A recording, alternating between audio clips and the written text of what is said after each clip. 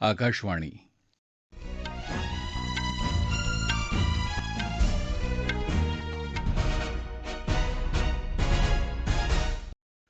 दीपक वेलणकर राष्ट्रीय बातम्या देत आहे. ठळक बातम्या. G20 हा कार्यक्रम सरकारी नसून भारताचा कार्यक्रम असल्यानं सर्व खासदारांना त्यात सहभागी होण्याचं प्रधानमंत्री नरेंद्र मोदी यांचं आवाहन. G20च्या विकास कार्यसमूहाच्या मुंबईतल्या बैठकीत शाश्वत विकासाची उद्दिष्ट साध्य करण्यासाठीच्या प्रयत्नांवर चर्चा. राष्ट्रीय ऊर्जा संवर्धन पुरस्कार, राष्ट्रीय ऊर्जा कार्यक्षमता नवोन्मेष पुरस्कार आणि राष्ट्रीय चित्रकला पुरस्कारांचं राष्ट्रपतींच्या हस्ते वितरण. फिनटेक कंपन्यांनी व्यवस्थापन, व्यावसायिक आचरण, डेटा सुरक्षा, ग्राहक केंद्री धोरण, नियामक चौकट आणि जोखीम नियमन याकडे विशेष लक्ष देण्याची रिझर्व्ह बँकेचे गव्हर्नर शक्तिकांत दास यांची सूचना. आणि भारत आणि बांगलादेश यांच्यातल्या कसोटी क्रिकेट मालिकेतल्या पहिल्या सामन्यात पहिल्या दिवसअखेर भारताच्या 6 बाद 278 धावा. आणि आता बातम्या विस्तारानं. G20 हा कार्यक्रम सरकारी नसून भारताचा कार्यक्रम असल्यानं सर्व खासदारांना या कार्यक्रमामध्ये सहभागी होण्याचं आवाहन प्रधानमंत्री नरेंद्र मोदी यांनी आज सकाळी नवी दिल्ली इथं केलं. भाजपाच्या संसदीय पक्षाच्या बैठकीला संबोधित करताना मोदी म्हणाले की देशातील विविध स्तरावर G20 कार्यक्रमात लोकांचा सहभाग वाढवण्यासाठी प्रयत्न केले पाहिजेत आणि जिथे अशा सभा संपन्न होत आहेत तिथे स्वच्छतेसारख्या मोहिमेमध्ये लोकसहभाग सुनिश्चित करायचा आहे. कार्यकर्त्यांच्या बळावर पक्ष कसा जिंकू शकतो याचं उदाहरण म्हणजे गुजरात विधानसभा निवडणुका, असंही प्रधानमंत्र्यांनी म्हटल्याचं प्रल्हाद जोशी यांनी सांगितलं. या बैठकीत केंद्रीय मंत्री अश्विनी वैष्णव यांनी भारत देशाची आर्थिक परिस्थिती सर्वात वेगानं वाढणारी अर्थव्यवस्था बनली आहे आणि इतर देशांच्या तुलनेत महागाई देखील नियंत्रणात आहे, असं सांगितलं. G20च्या विकास कार्यसमूहाच्या बैठकीत आज मुंबईत शाश्वत विकासाची उद्दिष्ट लवकरात लवकर साध्य करण्यासाठीच्या प्रयत्नांवर चर्चा झाली. परराष्ट्र सचिव विनय मोहन क्वात्रा यांनी व्हिडिओ संदेशाद्वारे या बैठकीला सकाळी संबोधित केलं. जागतिक परिस्थितीमुळे खाद्य, ऊर्जा आणि वित्तीय बाजारांच्या साखळीमध्ये निर्माण झालेल्या अडथळ्यांवर या बैठकीत आज चर्चा झाली. गरिबी निर्मूलन करताना स्थानिक आणि पर्यावरणस्नेही पर्यायांमधून विकासाचं उद्दिष्ट साध्य करणं, वित्त आणि तंत्रज्ञानाचा वापर यावर भारताकडून भर देण्यात आला.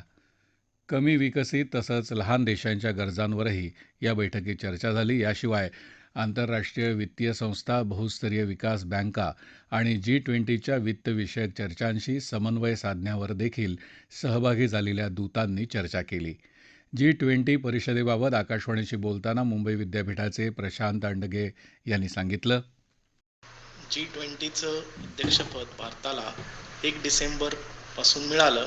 13 डिसेंबरला 2 विषय चर्चिले गेले. त्यातला पहिला विषय होता डाटा फॉर डेव्हलपमेंट आणि दुसरा विषय हा क्लायमेट आणि एन्व्हायरमेंट यावर होता. ही खूप अभिमानाची गोष्ट आहे की G20चं होस्टिंग आणि अध्यक्षपद आपल्याकडं येत आहे, कारण की वेगवेगळे विषय आणि वेगवेगळे देश एकत्र येतील आणि फ्युचरच्या बाबतीत, भविष्याच्या बाबतीत गोष्टी चर्चिल्या जातील व काहीतरी सोल्युशन निघेल. G20 परिषदेसाठी जगभरातून मुंबईत आलेल्या विविध देशांच्या प्रतिनिधींना राज्यातली पर्यटन स्थळं, ऐतिहासिक वारसा स्थळं, कृषी पर्यटन, वन्यजीव पर्यटनाची माहिती मिळावी यासाठी सांताक्रूझ इथल्या ग्रँड हयातमध्ये छोटेखानी प्रदर्शन उभारलं आहे. या माध्यमातून पर्यटन स्थळांची माहिती जागतिक पातळीवर पोहोचण्यासाठी मदत होईल, असं पर्यटन मंत्री मंगल प्रभात लोढा यांनी सांगितलं. पर्यटन विभाग सातत्यानं नाविन्यपूर्ण उपक्रम राबवत आहे. त्याचाच एक भाग म्हणून जबाबदार पर्यटन संकल्पना राबवली जात असून त्याची इंग्रजी माहिती पुस्तिका परिषदेतल्या प्रतिनिधींना दिली जात आहे. अजंठा, वेरूळ, एलिफंटा लेणी, छत्रपती शिवाजी महाराज टर्मिनस, मुंबईतल्या आर्ट डेको इमारतींचे समूह आणि पश्चिम घाटाचा भाग म्हणून 4 नैसर्गिक स्थळं, 6 जागतिक वारसा स्थळं यांची माहिती देखील या स्टॉलच्या माध्यमातून दिली जाणार आहे. पर्यटन विभाग अधिक शाश्वत सर्वसमावेशक पर्यटनाचा अवलंब करून पर्यटन क्षेत्रात अधिक सुधारणा करण्यासाठी प्रयत्नशील असल्याचं लोढा यांनी सांगितलं. वर्ष 2023साठी भारताच्या G20 फायनान्स ट्रॅक प्राधान्यक्रमांना विविध कार्यप्रवाहांमध्ये सदस्य देशांकडून व्यापक पाठिंबा मिळाला आहे, असं केंद्रीय अर्थ मंत्रालयातील आर्थिक व्यवहार सचिव अजय सेठ यांनी म्हटलं आहे. आज बेंगळुरू इथे G20 फायनान्स आणि सेंट्रल बँक डेप्युटीच्या बैठकीच्या पार्श्वभूमीवर पत्रकारांना माहिती देताना सेठ बोलत होते. या बैठकीत भारताच्या G20 फायनान्स ट्रॅक अजेंड्याच्या प्रस्तावित प्राधान्यक्रमांना व्यापक पाठिंबा मिळाला. पुढील 2 महिन्यात या चर्चा कार्यगट स्तरावर पुढे नेल्या जातील, असं त्यांनी सांगितलं. या चर्चांमुळे 23 ते 25 फेब्रुवारी या कालावधीत बेंगळुरू इथे होणाऱ्या पहिल्या G20 अर्थमंत्री आणि सेंट्रल बँक गव्हर्नरच्या बैठकीचा मार्ग मोकळा होईल.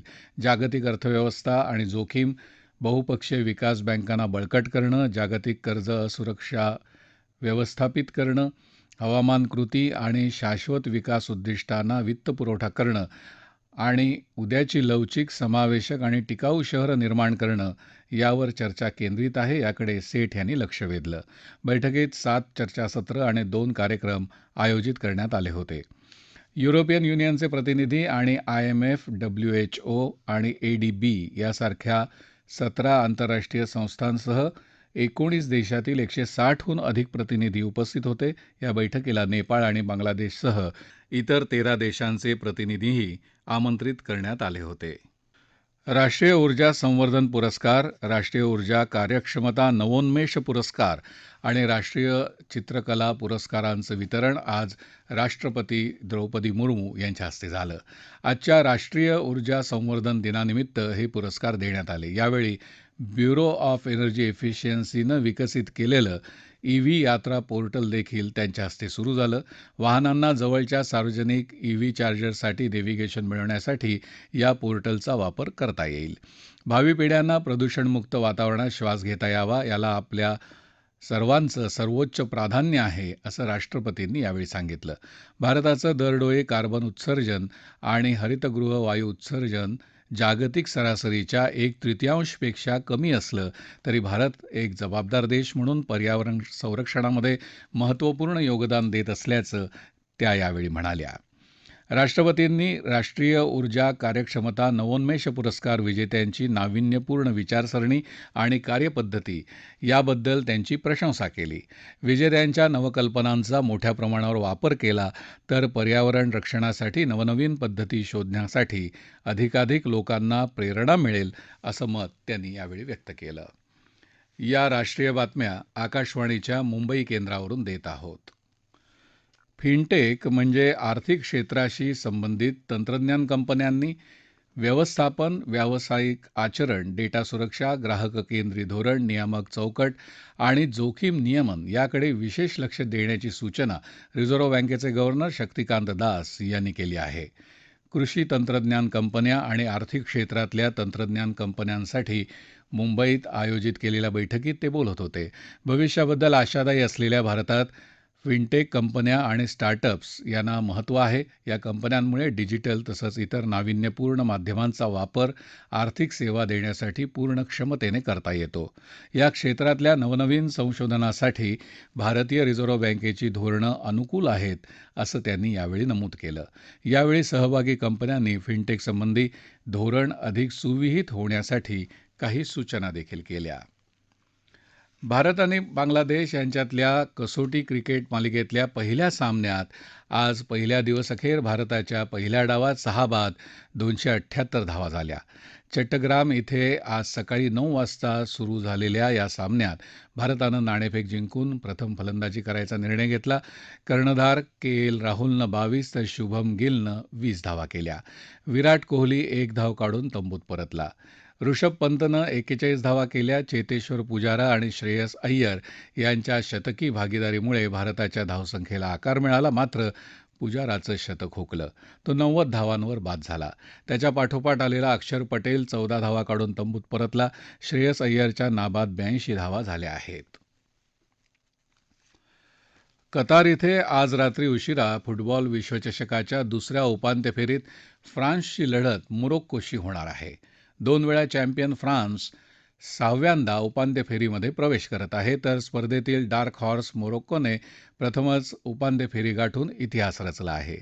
गतविजेत्या फ्रान्सच्या अडथळ्यावर मात करण्यासाठी मोरोक्कोचे प्रमुख खेळाडू हकीम झिच अशरफ हकीमी आणि युसेफ नेसिरी या खेळाडूंना उत्कृष्ट समन्वय साधावा लागेल. फ्रान्सचा संघ मोठ्या आकारात दिसत आहे, पण मोरोक्कोच्या अभेद्य बचावामुळे त्यांना खडतर आव्हानांचा सामना करावा लागू शकतो. पहिल्या उपांत्य फेरीत 2 वेळच्या चॅम्पियन अर्जेंटिनानं क्रोएशियाचा 3-0 असा पराभव केला. रविवारी अंतिम सामना होणार आहे. लोकसभेनं आज 2022-2023 साठी अनुदानासाठीच्या पुरवण्या मागण्या तसंच 2019-2020 साठीच्या अतिरिक्त अनुदानासाठीच्या मागण्यांना मंजुरी दिली. पुरवणी मागण्यांअंतर्गत सरकारनं सुमारे 4,36,000 कोटी रुपयांचा अतिरिक्त खर्च प्रस्तावित केला आहे. त्यापैकी सर्वाधिक म्हणजे 1,09,000 कोटी रुपयांची रक्कम खतांवरच्या अनुदानासाठी जाणार आहे. महागाई कमी होत आहे. पूर्वी 2 आकडी असलेला घाऊक किमती निर्देशांक 5.8% आला आहे आणि हा गेल्या 21 महिन्यातला नीचांक आहे, असं केंद्रीय अर्थमंत्री निर्मला सीतारमण यांनी सांगितलं. लोकसभेत अनुदानावरच्या पुरवणी मागण्यांवरच्या चर्चेदरम्यान त्या बोलत होत्या. डाळींच्या किमती वाढू नये म्हणून डाळींचा राखीव साठा आहे, असं त्यांनी सांगितलं. दक्षिण कोरिया, जपान आणि इंडोनेशिया यांच्या चलनाच्या तुलनेत भारतीय रुपया बळकट होत आहे, असंही त्या म्हणाल्या. सध्याच्या अर्थसंकल्पीय निधीतला मुख्य भाग हा खतांवरचं अनुदान, सार्वजनिक वितरण आणि उज्ज्वला ग्राहक यासाठी असल्याचं त्या म्हणाल्या. डाव्या विचारसरणीच्या मूलतत्ववाद्यांमुळे देशात होणाऱ्या मृत्यूचं प्रमाण गेल्या काही वर्षात 85% खाली आलं आहे. 2015 सालापासून राष्ट्रीय धोरण आणि कृती आराखड्यानुसार बहुशाखीय रणनीती आखल्यामुळे डाव्या विचारसरणीच्या मूलतत्ववाद्यांमुळे घडून येणाऱ्या हिंसेच्या घटनांमध्ये 77% इतकी मोठी घट झाली आहे. 2010 साली 2,213 घटना घडल्या होत्या. गेल्या वर्षात ही आकडेवारी 509 घटनांवर आली. त्याचप्रमाणे सर्वसामान्य नागरिक आणि सुरक्षा दलाचे कर्मचारी यांच्या मृत्यूदरात 85% घट झाली आहे. 2010 साली ही संख्या 1,005 इतकी होती. ती मागील वर्षी 147 इतकी झाली. केंद्रीय गृह राज्यमंत्री नित्यानंद राय यांनी राज्यसभेत एका लेखी उत्तरात ही माहिती दिली. सैन्य दलाच्या बळकटीसाठी आवश्यक ती साधनसामुग्री नियत वेळेत उपलब्ध करून देण्यावर सार्वजनिक लेखा समितीनं भर दिला आहे. साधनसामुग्री उभारण्यासाठी आवश्यक ती ठेका प्रक्रिया कमीत कमी वेळेत पार पडावी, उपलब्ध साधनसाठ्याचा वेळोवेळी आढावा घ्यावा, तसंच आघाडीवर तैनात तुकड्यांना पुरेशी वैद्यकीय सुविधा पुरवावी, अशी शिफारस या समितीनं केली आहे. समितीचे अध्यक्ष अधीर रंजन चौधरी यांनी आज समितीचा अहवाल संसदेत सादर केला. अतिउंचावरील वातावरणामध्ये कार्यरत राहण्यासाठी आवश्यक तो पोशाख, साधनसामुग्री, शिधा आणि निवासाची सोय याबाबत या समितीनं काही निष्कर्ष नोंदवले आहेत.